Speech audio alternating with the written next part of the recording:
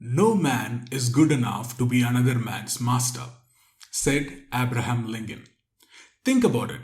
With more rules, regulation, and code of conduct, the more people wants to break the rules instead of following it. So the more chaos it brings instead of peace. Think about it for a moment. Let's get back to it shortly. Hi, welcome back to Oneness. Today it is day 57 and we will be looking at verse 57 from Taoteching. As usual, let's observe a few seconds of silence.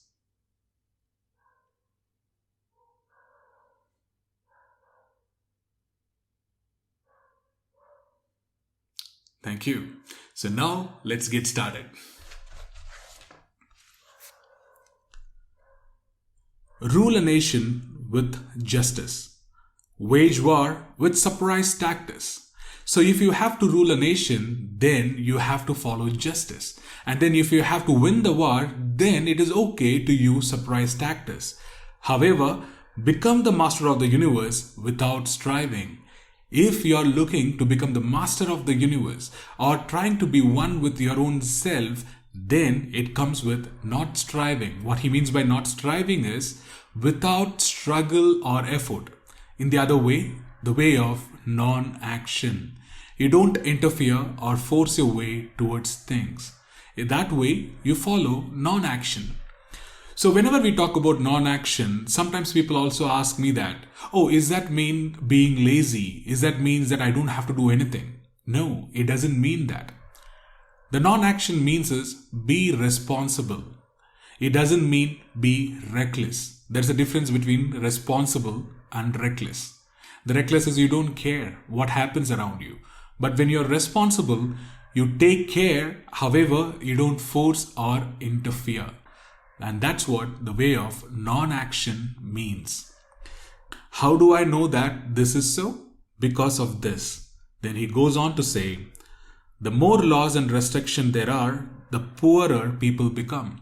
If there are more rules and regulations, for an example, if there are a lot of tax laws and rules, what happens is people either they have to pay a lot of taxes, that way they become poor, or they have to fight all those rules. They have to fight the cases and register disputes and etc. And then they fight against the law. That way still people become poor.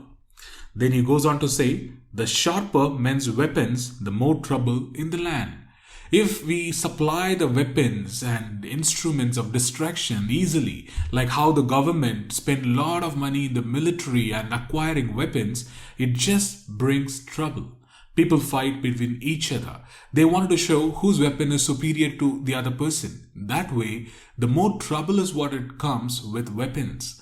So instead of that, stay away from that. Then he goes on to say, the more ingenious and clever people are, the more strange things happen. So how I relate these two lines is, it's kind of the people over a period of time becomes clever and also they become genius. When I say the clever and genius, all I mean is they devise a plan to overcome the rules. So that way they become rebels and rebellions. So that you can see in most of the countries where there is a strict rules and laws, people and rebellions form and they fight against the government. So that's what you can see happening all around the world.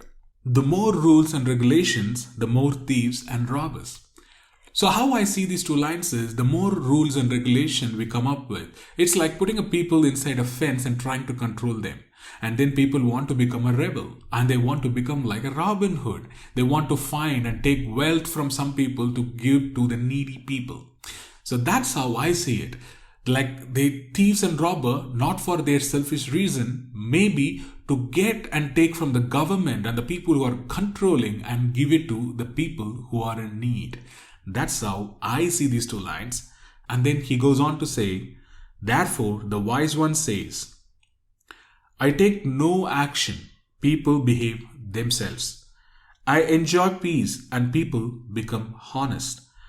I do nothing and people become rich.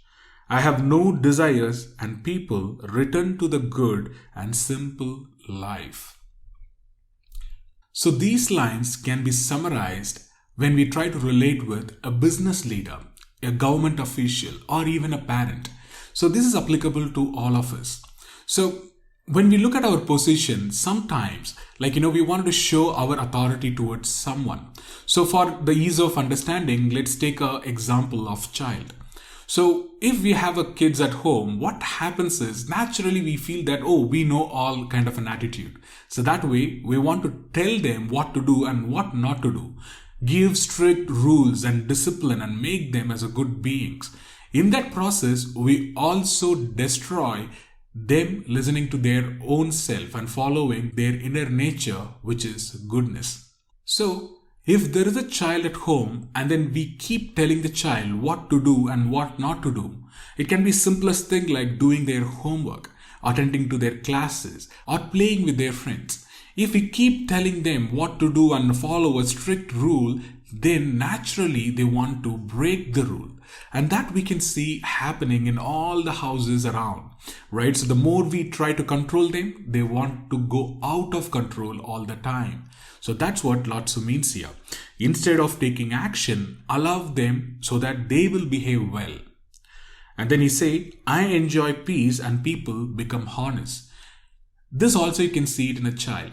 If they have done something wrong, they'll be kind of hesitant to open up and tell to us. For them to open and tell to us, we have to be at peace. We don't have to agitate and show our anger and emotion to them so that they will fear to tell the next thing the next time. So instead of that, if we approach it with much more of a peaceful state, just listen to them, then they will be honest with us. Then I do nothing and people become rich. The wise one, don't interfere with people. That way, the people become rich. They don't enforce their policies, rules, regulation, taxes, etc. That way, everyone becomes rich. And finally, he concludes with, I have no desires. People return to the good and simple life. When he say, I don't have desires, the desire as a word in other translations, it is like the desire to desire. So what is desire to desire is? The desire itself is a need for control or some kind of expectations. The moment we let go of our desire to control or the desire and have expectation from a child, naturally they follow their inner nature and behave well. That's what Laotzu talks about in this verse 57. So with that, we come to an end of this verse 57. And to summarize, it is as simple as this. Allow people to follow their inner nature instead of enforcing the rules, regulation and code of conduct and etc. And to do that, first we should allow ourselves to explore life in a very flowful way. When I say flowful way, we should be flexible instead of being strict.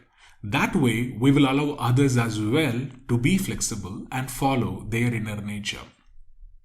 With that, let's come to one actionable thought. So the one actionable thought for today is be flexible and be spontaneous.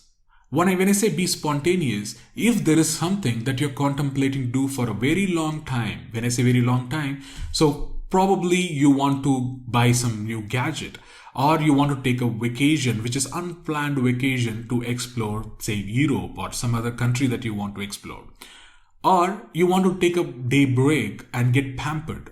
Whatever you wish, just go with the day in an unplanned way. That way, you will know how to flow effortlessly. You will trust your inner nature instead of looking at cause and effect way of living. Like if I do this, then this happens. So instead of that, allow yourself to be with the flow and be flexible once in a while.